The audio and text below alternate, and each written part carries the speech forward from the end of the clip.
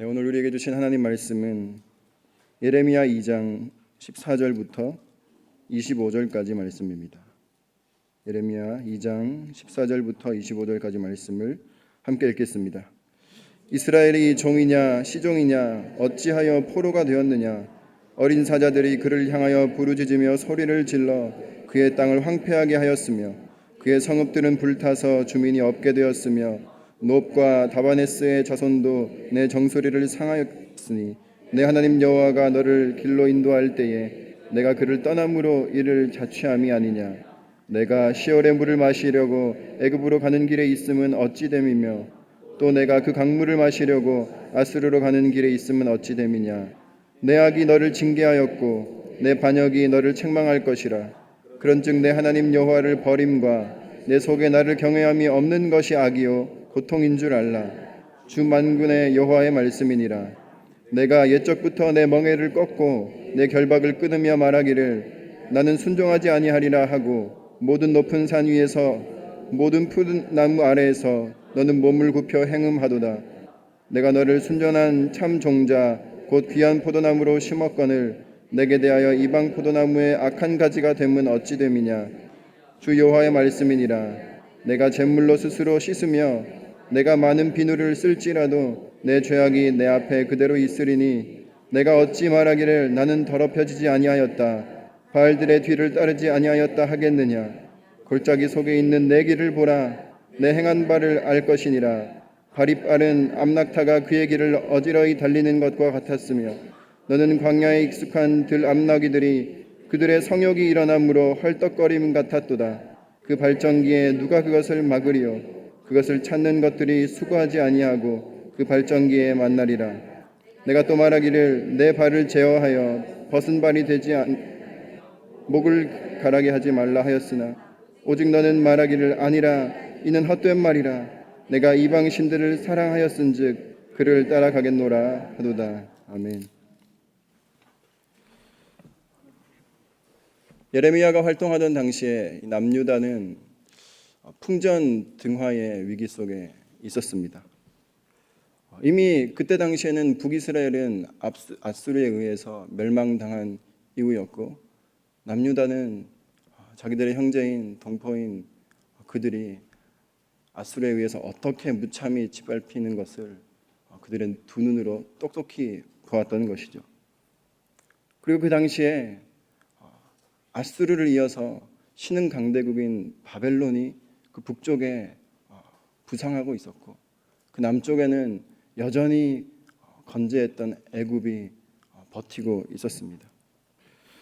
남유다는 아무리 생각해봐도 앞으로 시간 문제일 뿐이다. 어쩌면 우리도 저 북이스라엘처럼 애굽이든지 아니면 아수르든 아니면 지금 떠오르고 있는 바벨론이든 저 강대국에 의해서 우리도 저렇게 멸망당할 것이다 라는 불안 속에서 그들은 살아가고 있었던 것입니다. 그래서 그들은 둘 중 하나를 선택해야 했습니다. 애굽에 붙을 것인가 아니면 바벨론에게 붙을 것인가.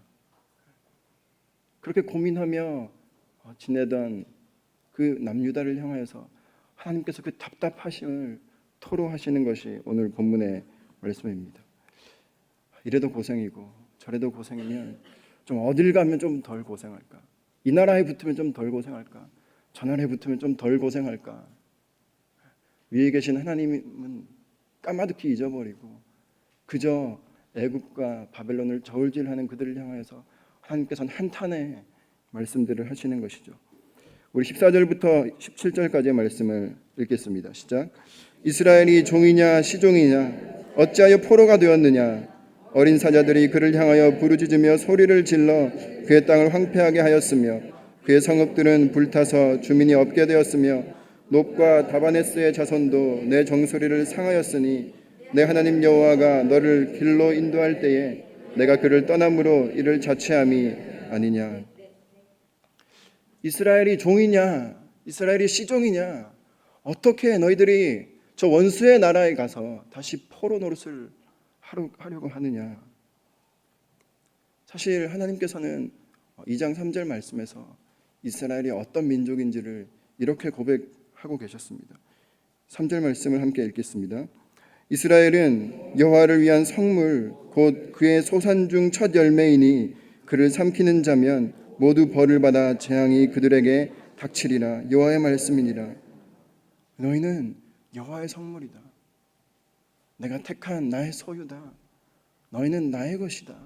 나의 거룩한 백성이다. 이것이 하나님께서 이스라엘을 향한 고백이었습니다. 그런데 그것을 기억하지 못한 이스라엘은 내가 어느 나라에 가서 다시 한번 종노릇을 하며 살아갈까? 내가 바벨론의 종이 되면 조금 더 편할까? 내가 애굽의 종이 되면 조금 더 편할까? 그것을 저울질하며 살았던 것이죠. 15절에 보면 어린 사자들이 그를 향하여 부르짖으며 소리를 질러 그의 땅을 황폐하게 하였으며 그의 성읍들은 불타서 주민이 없게 되었으며, 이것은 북이스라엘의 멸망을 표현한 말씀입니다. 이미 아수르가 북이스라엘을 침공하여서 그렇게 황폐하게 된 것을 이들은 본 것이죠. 그리고 이미 애굽도 16절에 보면 놉과 다바네스의 자손도 내 정수리를 상하였으니, 놉과 다바네스는 애굽의 도시들이었습니다. 그러니까 애굽도 이미 남유다를 쳐서 요시야를 죽게 하였고, 그리고 그들이 원하는 친 애굽 정책을 펼치는 엘리야김이라는 왕을 세워서 그들의 정수리를, 남유다의 머리를 이미 상하게 한 것이죠. 그리고 계속해서 하나님 말씀하시는 것입니다. 17절에 내 하나님 여호와가 너를 길로 인도할 때에 내가 그를 떠남으로 이를 자취함이 아니냐. 하나님께서는 이미 예레미야 이전에 수많은 선지자들을 보내서 말씀하시고 외치셨지만, 하나님께서는 이미 손을 수차례 이스라엘 백성들을 향해서 내미셨지만 이스라엘 백성들이 그 손을 거절하고 뿌리쳤습니다. 그리고 나서 그들 눈에 좋아 보였던 길로 그들은 가기 시작했던 것이죠. 어쩌면 그들을 향해 내미시는 하나님의 손이 무능력해 보였을지도 모르겠습니다. 저렇게 강대국 바벨론과 애굽이 저렇게 도사리고 있는, 그리고 풍전등왕에 있는 이 자신들의 현실을 하나님께서 구해내지 못할 것이다 라는 생각 속에 그들은 살았는지도 모르겠습니다. 하나님이 무능력해 보이는 것이죠. 저렇게 바벨론은 저렇게 커서, 그리고 애굽은 저렇게 커서 우리를 위협하는데 도대체 하나님은 어디에 계시나? 그들은 지금 하나님을 예배하고 있지 않은 상태가 아니었습니다. 그들은 여전히 율법을 따라서, 모세의 율법을 따라서 예루살렘 성전에서 여전히 매일매일 하나님을 향하여서 예배를 드리고 있었고, 여전히 그들이 율법을 나름대로 지키고 있었는데 왜 하필 우리의 현실은 지금 이런 꼴인가? 라는 질문을 하고 있었던 것이죠. 나일강과 유프라테스 강의 그 문명을 보면서 어쩌면 저들이 섬기는 신이 우리가 섬기는 하나님보다 더 강할 수도 있겠다라는 생각을 했던 것입니다. 하나님을 믿는 우리보다 하나님을 믿지 않고 살아가는 저들의 삶이 훨씬 더 윤택하고 좋아 보였던 것이죠. 내가 평생 하나님 믿고 살았는데, 내가 하나님을 향해서 이렇게 헌신하고 이렇게 봉사했는데 그 어떤 유익도 없는 것 같은 그런 느낌을 받을 때가 있지 않습니까? 오히려 하나님을 믿지 않는 사람들이 승승장구하면서, 오히려 정직하지 않은 그들이, 오히려 악을 행하는 그들이 세상 가운데 더 잘 사는 것 같은, 사람들의 부러움을 사면서 살아가고 있는 것 같은 그런 현실을 마주할 때가 우리는 종종 있습니다. 그럴 때는 우리는 하나님을 향해서 질문하게 되는 것이죠. 하나님 도대체 어디에 계십니까? 하나님 과연 이 세상을 하나님께서 다스리고 계시는 것이 맞는 것입니까? 그것은 오늘 저와 여러분의 질문이었을 뿐만 아니라 사실 많은 신앙의 선배들이 그런 질문을 하나님을 향하여서 던졌던 것을 볼 수 있습니다. 우리 시편 73편을 한번 같이 살펴보면 좋겠는데요. 시편 73편 말씀입니다. 이 시편 기자도 하나님을 향해서 동일한 그런 질문들을 던졌습니다. 73편 1절부터 우리 14절까지의 말씀을 한번 같이 읽어보겠습니다. 하나님이 참으로 이스라엘 중 마음이 정결한 자에게 선을 행하시나 나는 거의 넘어질 뻔하였고 나의 걸음이 미끄러질 뻔하였으니 이는 내가 악인의 형통함을 보고 오만한 자를 질투하였음이로다. 그들은 죽을 때에도 고통이 없고 그 힘이 강건하며 사람들이 당하는 고난이 그들에게는 없고 사람들이 당하는 재앙도 그들에게는 없나니 그러므로 교만이 그들의 목걸이요 강포가 그들의 옷이며 살찜으로 그들의 눈이 솟아나며 그들의 소득은 마음의 소원보다 많으며 그들은 능욕하며 악하게 말하며 높은 데서 거만하게 말하며 그들의 입은 하늘에 두고 그들의 혀는 땅에 두루 다니도다.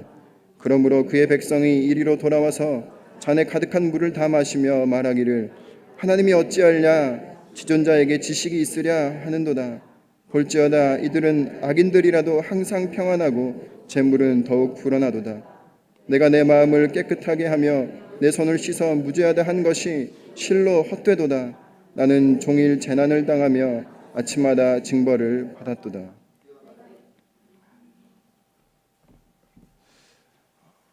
시편 기자도 시험에 든 것입니다. 하나님 어떻게 하나님을 믿지 않는 사람들이, 하나님을 믿지 않는 저 바벨론이, 저 애굽이, 저 이방 민족들이 어떻게 하나님이 선택했다고 말하는 우리 백성보다 저렇게 잘 살아갈 수 있겠습니까? 그런데 어쩌면 우리가 시험에 드는 이유는 우리 안에 도사리고 있는 욕심 때문인지도 모르겠습니다. 내가 무엇 때문에 시험에 드는지를 살펴보면 내게 어떤 욕심이 있는지가 드러나는 것이죠.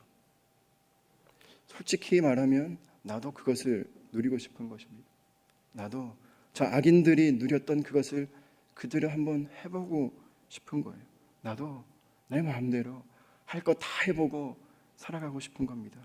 그런데 크리스천이라는 이유 하나 때문에 나는 그들처럼 살지 못하는 것을 불평하고 있는 것이, 우리는 그것을 시험에 들었다 이렇게 핑계대고 있는지 모르겠습니다. 이스라엘도 그러지 않았겠습니까? 나일강과 유프라테스의 그 화려한 문명을 동경하면서 그것이 좋아 보이는 것이죠. 그냥 저렇게 윤택하게 잘 살아가는 것이 너무나 부러워 보이는 것입니다. 행복해 보이는 것입니다. 아담과 하와도 마찬가지였습니다. 뱀이 아담과 하와에게 찾아와서 아담과 하와 안에 있는 그 욕심을 정확하게 찔렀다는 것이죠. 너가 이 선악과를 먹으면 하나님처럼 될 것이다. 하나님처럼 눈이 밝아질 것이다. 너가 신이 될 수 있을 것이다. 일개 피조물이 아니라 너는 창조주와 같은 그런 어마어마한 능력을 지니게 될 것이다. 이것이 사단이 아담과 하와에게 찔러 놓았던 시험이었습니다. 우리가 어쩌면 그들의 형통과 그들의 윤택함을 동경하고 있는 것은 우리 안에 어떤 욕심이 있는지가 드러나고 있다는 것이죠. 이스라엘 백성들은 왜 하나님을 그렇게 부르짖었을까요? 왜 그토록 하나님을 따랐을까요? 어쩌면 하나님, 우리도 저 바벨론과 같이 되었으면 좋겠습니다. 하나님, 우리도 저 애굽처럼 한번 그렇게 살아봤으면 좋겠습니다. 그것을 동경하고 있었기에 그렇게 되지 못한 자신들의 현실을 탓하며 하나님의 손을 뿌리쳤던 것 아니었겠습니까? 이어서 18절과 19절의 말씀을 함께 읽겠습니다. 내가 시온의 물을 마시려고 애굽으로 가는 길에 있음은 어찌 됨이며 또 내가 그 강물을 마시려고 아스르로 가는 길에 있음은 어찌 됨이냐. 내 악이 너를 징계하였고 내 반역이 너를 책망할 것이라. 그런즉 내 하나님 여호와를 버림과 내 속에 나를 경외함이 없는 것이 악이요 고통인 줄 알라. 주 만군의 여호와의 말씀이니라. 인간의 죄악과 고통의 근원이 그 속에 하나님을 경외하는 것을 버린 것이다라고 말씀하고 있는 것입니다. 우리의 중심에 하나님의 보좌를 치워버리고 그 은혜의 보좌를 치워버리고 그 왕자리에 내가 앉게 되는 것, 내 중심에 자기 중심에 내가 있게 되는 것, 내가 나를 다스리는 인생, 내가 내 인생을 다스리는 인생, 그것이 어쩌면 인간의 가장 큰 고통의 근원이라고 말씀하고 계시는 것이죠. 모든 것들을 나 중심적으로 하는 것입니다. 그런 것 아니겠습니까? 우리가 사랑을 해도 나 중심적으로 하면 어떻게 되겠습니까? 내가 저 사람을 사랑한다고 하면서 내 방식대로 사랑하면서 사랑을 받으라, 이렇게 하면 어떻게, 그 관계가 어떻게 되겠습니까? 내가 누군가를, 남을 섬긴다고 하면서 나를 위해서 나 중심적으로 그 사람을 섬긴다면 그 섬김이 어떻게 되겠습니까? 나의 중심에 내가 앉아 있는 것, 이것이 우리가 겪는 모든 고통의 근원이라는 사실입니다. 오늘날 우리가 마시는 공기를 봐도 그렇지 않습니까? 우리 인간이 정말 자기중심적으로 이 세상을, 하나님께서 주신 생태계를, 자연을 열심히 개발하고 열심히 발전시킨다, 우리는 발전한다, 우리는 좋아지고 있다 라고 말했지만, 인간이 자기중심적으로 행한 그 모든 것의 결과물을 오늘날 저희들은 먹고 마시고 있는 것이죠. 어쩌면 나 중심적으로 하는 그 모든 것은 어떤 좋은 명분을 붙이느라도, 그것을 사랑이라고 말할지라도, 그것을 발전이라고 말할지라도, 그것을 섬김이라고 말할지라도, 어쩌면 그것은 착취에 가까운 것일 수 있다는 것입니다. 착취하고 착취당하는 것은 절대로 행복한 삶을 살아갈 수 없는 것이죠. 그런데 일시적으로 그것이 행복해 보입니다. 그러나 일시적으로 그렇게 살면 뭔가 나의 만족감을 충족시켜 주는 것 같습니다. 아수르와 바벨론의 번영이 어떤 번영이었습니까? 그들이 누리고 살아가던 윤택함이 어떤 윤택함이었습니까? 사실은 주변 약소국들을 끊임없이 침공하고 침략하면서 그들을 착취함으로 받은 결과물을 그들은 그렇게 누리고 살아갔다는 것입니다. 이스라엘은 그것이 부러웠던 것이죠. 그렇게 자기중심적으로 살아갔던 사람들의 삶의 결과물을 그들은 동경하고 있었다는 사실입니다. 오늘 저와 여러분이 세상 가운데 만나는 사람들, 이 사람 정말 부럽다, 나도 이 사람처럼 되고 싶다 라고 그렇게 부러워하고 있는 사람들, 동경하고 있는 사람들이 얻은 그런 윤택함과 번영의 근원은 어디에 있습니까? 우리도 그것 때문에, 그것이 부러워서 하나님께 여기 와서 하나님, 저도 그렇게 되었으면 좋겠습니다 라고 구하고 있다면, 하나님께서 오늘 또한 이 말씀을 통해서 우리를 향하여서 외치고 그 답답함을 표현하고 계시는 것입니다. 이어서 20절부터 25절까지의 말씀을 읽겠습니다. 시작. 내가 옛적부터 내 멍에를 꺾고 내 결박을 끊으며 말하기를 나는 순종하지 아니하리라 하고, 모든 높은 산 위에서와 모든 푸른 나무 아래에서 너는 몸을 굽혀 행음하도다. 내가 너를 순전한 참 종자 곧 귀한 포도나무로 심었거늘 내게 대하여 이방 포도나무의 악한 가지가 됨은 어찌 됨이냐? 주 여호와의 말씀이니라. 내가 제물로 스스로 씻으며 내가 많은 비누를 쓸지라도 내 죄악이 내 앞에 그대로 있으리니, 내가 어찌 말하기를 나는 더럽혀지지 아니하였다, 바알들의 뒤를 따르지 아니하였다 하겠느냐? 골짜기 속에 있는 내 길을 보라. 내 행한 바를 알 것이니라. 발이 빠른 암낙타가 그의 길을 어지러이 달리는 것과 같았으며, 너는 광야에 익숙한 들암나귀들이 그들의 성욕이 일어남으로 헐떡거림 같았도다. 그 발전기에 누가 그것을 막으리요? 그것을 찾는 것들이 수고하지 아니하고 그 발전기에 만나리라. 내가 또 말하기를 내 발을 제어하여 벗은 발이 되게 하지 말며 목을 가라게 하지 말라 하였으나, 오직 너는 말하기를 아니라 이는 헛된 말이라. 내가 이방 신들을 사랑하였은즉 그를 따라가겠노라 하도다. 이스라엘 백성들의 그 모습을 하나님께서 다양한 비유로, 다양한 모습으로 표현하고 계십니다. 결박을 끊어버린 소, 발전기에 들어선 암나귀, 마음대로 다니는 그런 나귀들. 내 멍에를 끊고 내 결박을 끊고 내가 가면 내가 자유로울 것이다.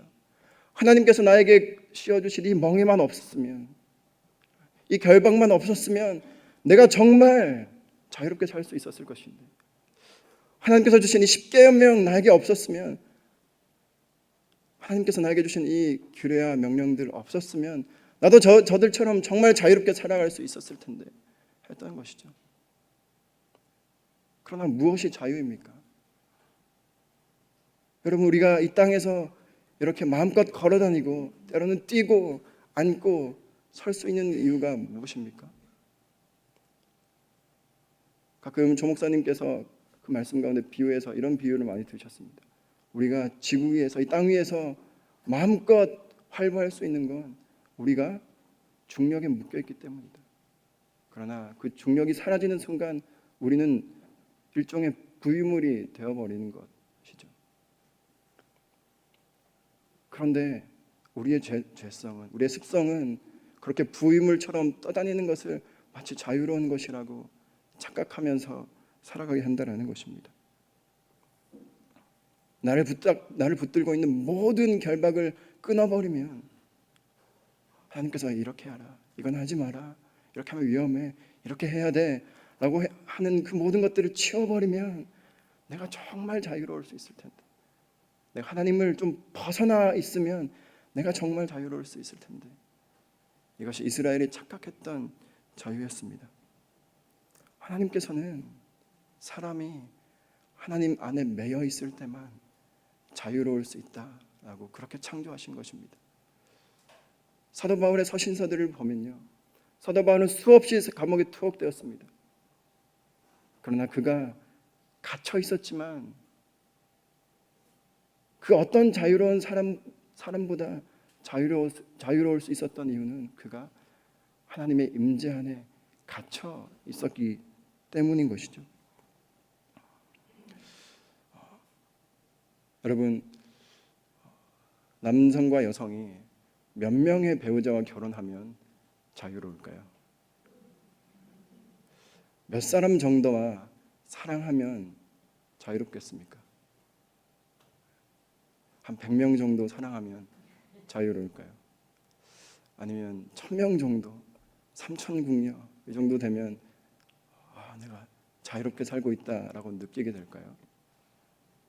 하나님께서는 한 사람의 남자와 한 사람의 여자가 서로 깊이 사랑할 때만이 그 안에 참된 자유를 누리며 살 수 있도록 우리를 그렇게 창조하신 것이죠. 마찬가지로 우리는 오직 그리스도의 사랑에 매일 때에만이, 이 세상에 다른 좋아 보이는 어떤 것도 아닌 100가지 1000가지 누린다고 자유해지는 것이 아니라 오직 주님의 사랑 그 한 가지에, 그 한 분 주님 안에 있을 때에만이 우리는 참된 자유를 누리며 살아가도록 그렇게 지음받은 것입니다. 저 여러분, 이것을 기억하고 오늘 또 이렇게 하루를 살아갈 때 세상을 부러워하며 살아가지 않았으면 좋겠습니다. 오직 하나님께서 나를 택하여 주신 것, 오늘 나에게 이렇게 말씀하신 것, 오늘도 내 곁에서 끊임없이 외치고 계신 것에 만족하며, 하나님, 저도 오늘 하루 그렇게 주의 임재 안에, 그 주님의 사랑 안에 갇혀 살아가겠습니다.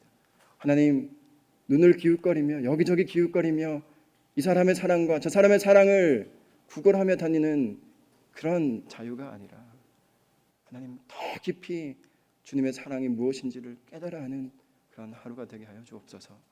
이렇게 함께 기도하면 좋겠습니다. 이 시간 기도할 때 하나님 오늘도 말씀 앞에 나왔습니다. 하나님, 오늘도 하나님의 이름을 부르며 주님의 이름을 부르며 기도합니다. 하나님, 세상의 다른 그 어떤 것이 부러워서 기도하는 것이 아니라 주님과의 더욱더 깊은 친밀한 가운데 하나님의 은혜를 누리고자, 하나님의 임재 안에 들어가고자 주님 앞에 나왔습니다. 하나님, 오직 주님의 임재 안에 갇혀서 이 세상 가운데서 자유롭게 살아갈 수 있도록 인도하여 주옵소서. 하나님, 세상 사람들이 정직하지 못한 방법으로 이루어낸 번영과 그런 삶의 윤택감들을 부러워하지 않는 여유와 안정감을 우리 가운데 허락하여 주옵소서. 함께 기도하겠습니다. 하나님 아버지, 이 시간 나의 마음에 왕의 자리를 주님 앞에 내어놓습니다. 하나님, 내 욕심과 나의 욕망이 다스리고 있는 내 생각과 나의 계획과 나의 하루를 다시 한번 주님 앞에 가지고 나와서 주님 앞에 내어드립니다. 하나님 모셔서 좌정하여 주시고 왕으로 다스려 주시옵소서. 하나님 그 어떤 것도 부럽지 않을 만한 하나님 충만하고 충분한 사랑을 우리 가운데 부어주시옵소서. 하나님 그 어떤 것에도 목마르지 않을 만한 하나님 영원한 생명수를 우리 가운데 샘솟게 하여 주시옵소서. 말씀을 읽을 때마다 그 음성 들을 수 있는 민감함 허락하여 주시고, 하나님 세상 가운데 하나님께서 나와 함께 동행하고 계심을 하나님 바라보며 믿을 수 있는 그런 믿음 허락하여 주시옵소서. 기름 부어 주시옵소서. 하나님, 우리가 날마다 말씀을 펼칩니다. 말씀을 펼칠 때마다 마치 반석에서 물이 터져 나오는 것처럼 하나님 그 말씀의 반석에서 생수의 강이 흘러나오는 것을 저희들이 먹고 마시며 그 어떤 것에도 목마르지 않는 삶 살아가게 인도하여 주옵소서. 하나님, 하늘로부터 부어지는 그리스도의 사랑에 힘입어서 세상의 그 어떤 사랑에도 목마르지 않고 살아갈 수 있는 그런 여유로움과 떳떳함을 우리 가운데 허락하여 주시옵소서. 이제는 그 사랑의 근원 되시는 예수 그리스도의 은혜와 하나님의 놀라우신 사랑과 성령의 교통하심이 세상을 부러워하는 것이 아니라 오직 주의 사랑 안에 매여 주님의 임재 안에 갇혀 오늘 하루 살아가며 세상을 넉넉히 이기며 승리하며 살아가기로 결단하는 이곳에 모인 주의 형제자매들 가운데 이제로부터 영원까지 함께 하시기를 간절히 축원하옵나이다. 아멘.